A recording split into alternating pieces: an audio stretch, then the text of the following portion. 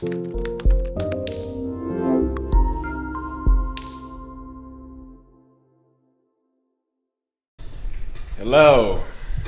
this is Austin Holloman from Austin's Groomsmen here again. Today I'm going to tell you the story about how Austin's Groomsmen became Austin's Groomsmen. This starts whenever I was going to barbershops. I'm pretty sure most of you have experienced going to barbershops and not getting what you asked for, or just not getting them Instagram haircuts. So I have two cowlicks in the front. You'll never see them because I keep a dye job in my hair in the front. You'll never see them. But barbers never understood a cowlick. When you cut a cowlick, it grows against the grain or just in another direction. If you cut that, it'll be like a plug in the front. So I had two of them. So I went to school with a Spider-Man look, and they used to call me Spider-Man. One day, I just got cut up, and I was like, I'm through with this shit. I'm finna do this haircut at home myself. And my mom's like, oh, you can cut hair better than the barber, so you finna cut your little brother hair from now on. So I spent 4 years messing up my little brother's head. Was it 4 years? Or I spent 2 years messing my little brother up. Never messed my mom up though. I went to college at A&M Commerce. And also I was cutting people in high school before that, but I went to college at A&M Commerce and I cut hair for $10. Really? I think it was $10 at A&M Commerce in the Phase 3 community bathroom. So I actually have a picture of me in this community bathroom I'm about to show y'all really quick. So yeah, so this is me right here in Phase 3 cutting hair. Cutting my little brother in the bathroom in college. So I come home for summer break and I'm cutting hair all day. I remember the first day I got back, I cut 11 people and I made $150 in front of my grandmother's driveway in Fort Worth. In the hot sun, I had on a black undershirt, and by the time I got through, it was white. Back then, I thought $150 was a lot for one day in cutting hair until I realized that you can make $150 off one person. There's basically an unlimited amount of money you can make off of haircuts, believe it or not. So yeah, back then $150 was a lot. I was charging $15 when I came home from the summer from college to drive anywhere in the Metroplex to come cut your hair, which $15 I can't even turn on the clippers right now for that. So, but I was trying to get my repetition in, doing what I had to do to get my name established.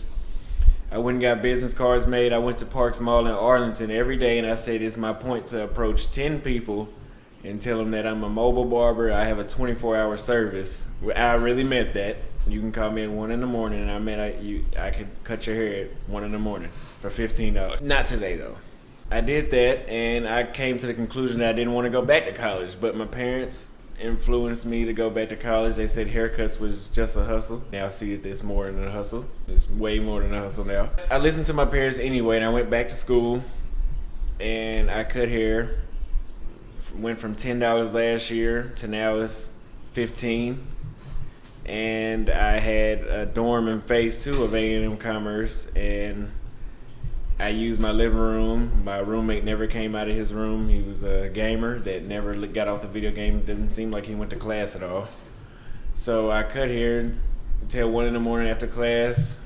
I think I was maybe one of 2 barbers on campus, and I believe the other guy wasn't good enough. He was just now starting. He was where I was at the year before, so he wasn't really competition at all. That's the place where there's competition. If you're on a college campus where it's in the middle of nowhere, you do have competition.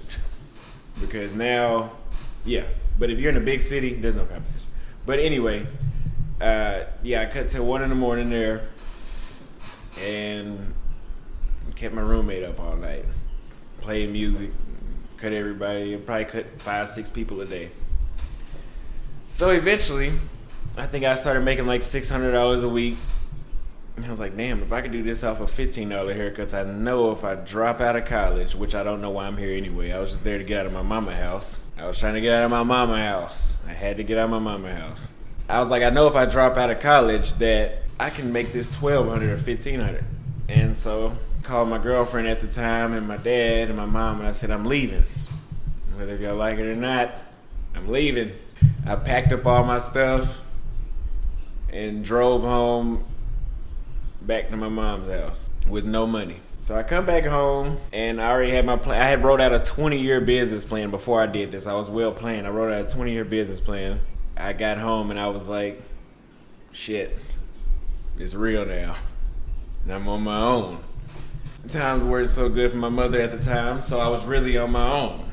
So I continued doing what I did. I had the same contacts. I went back between Fort Worth and Arlington, cutting hair, $15. I think I went up to $20, and I lost clients when I went from $15 to $20 for a house call, which is crazy for me to think that somebody can come out an extra $5 for me to drive to your house. But I did that.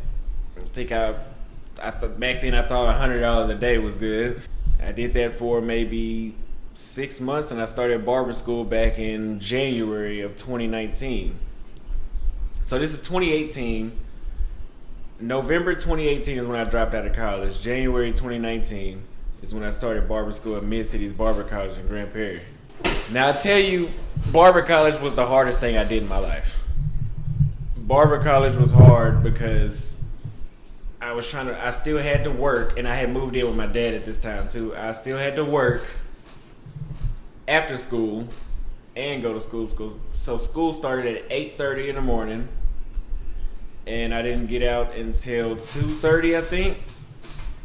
And then I worked from 2:30 to 10 p.m.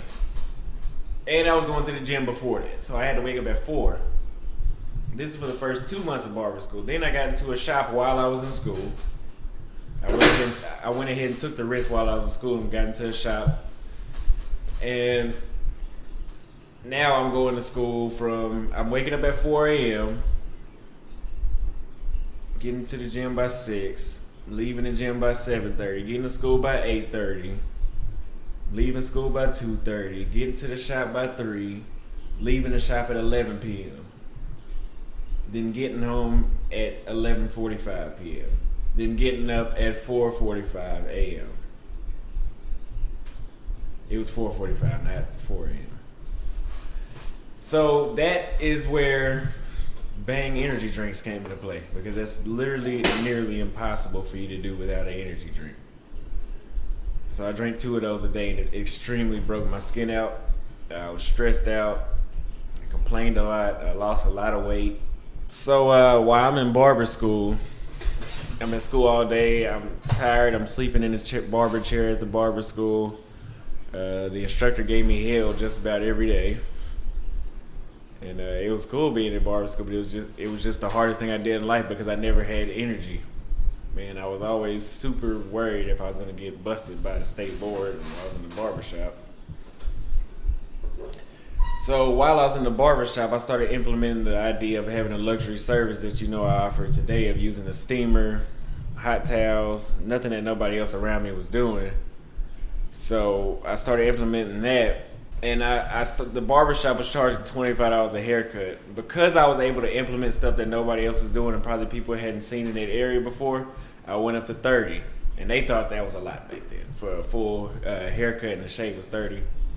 Then I went to $35. Then I went to $40. Then I went to $45. And then I left that shop. So I worked at that shop all throughout barber school until I left in August. I left. I moved over here to North Dallas, over here off 75 and Forest Lane, where I'm still at today. And I cut out of here with the same schedule, 4 a.m. But actually, I think I had to wake up at 4 a.m. instead of 4:45 now, because I was coming from Dallas to Grand Prairie, where this is before COVID, so it was extreme traffic. So I would drive from here to Grand Prairie, then from Grand Prairie back to here, every single day, 5 days a week. No breaks. I think I had Monday off, and I didn't take every Monday off either. I'm very burnt out. If it wasn't for energy drinks, this wouldn't have been possible. But the mindset I had then was I want to graduate barber school already established, which I did. Because had I not did what I did, it's 2021 now, July 2021 now. It would be July of 2020 right now for me, had I waited. So I left the shop in August, came out here to Dallas to cut hair. I graduate barber school January 11th, 2020. I take my state board I take my state board February of 2020. I posted the photo results that day, and I passed with a 70. I think they just gave me that. I don't think I actually passed that. I think they just gave me that. And then I get my license. Now I have nothing to worry about. I'm not cutting under the table anymore, or illegally, or however you want to say it. I don't care. I wasn't doing that anymore. And then a month later, a pandemic happens. And because of the space I was cutting out of, a lot of people may talk down to where I cut out of, but because of the space I was cutting out of, I could still continue doing what I was doing, which was low-key cutting, while there was a mandate to not have barbershops open. But that was a huge risk because they were offering up to 6 months in jail for cutting hair during the pandemic. But I still took the risk. I take risk. And it may sound like I'm incriminating myself, but Governor Abbott let the people out that got caught. So it's not a crime. It's not a crime. Now, if there is another lockdown, I won't take that risk. I don't need to take that risk again.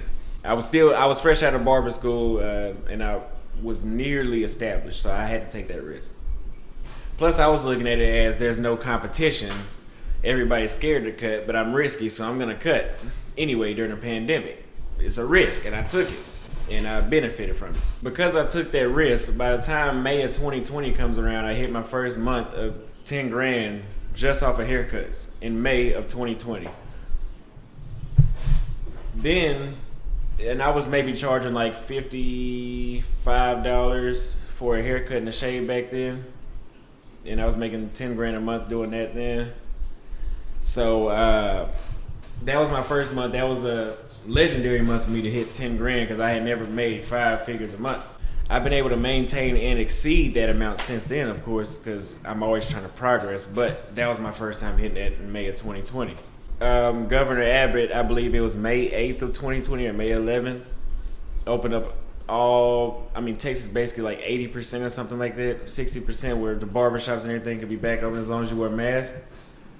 So that month, I think I cut 55 people in 1 week, which was a lot because I was only used to doing 30. And that was the most I had made in 1 week at that time. So, I felt very accomplished and I was glad I took that risk. So, always take a risk. I mean, do it at your... I'm not responsible if you mess up, but always take a risk. That's the only way you can be successful is by taking a risk. I started looking for a shop to open. I got denied. I think I applied at the wrong place. I think it was more than just me not being approved. I think this is still during COVID when everything wasn't open. I think it was more of a, because of who I was, they wouldn't accept me because they told me I could never reapply, even if I fixed my credit. And if you've been following me, you know I went on a rant about credit and I pissed a lot of people off. But so I came up with a new idea, which was to find groomsmen, people in other cities or just anywhere, but in other cities right now, to hire and work under me out of their own space under commission. That's where I got Jamie first. We don't have any anymore though. I got Farron in Austin. And I have a new one coming up here soon that I'll be announcing soon in this area of Dallas. And that's what I'm doing now. So yeah, I got Farron in Austin. I drove back and forth between Austin for about 2 months straight. That drive killed me, but it was the motivation that kept me alive to do it. And energy drinks.